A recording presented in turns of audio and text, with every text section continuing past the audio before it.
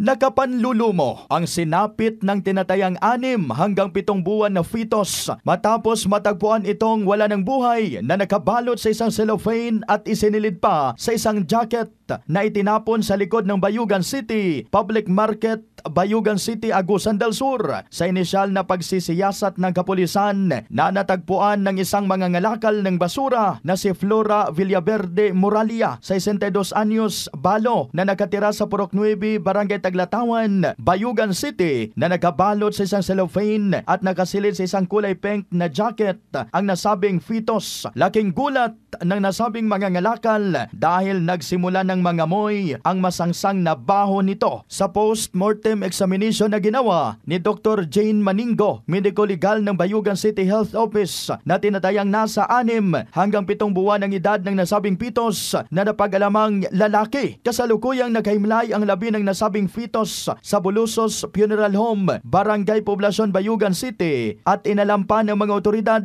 base sa review ng CCTV kung sinong nagtapon sa nasabing fetus. In the heart of changing lives, ito si Brigada Christian Talimudaw Cabanyas ng 15.5 Brigada News FM Trento, Agusan del Sur, The Music and News Authority.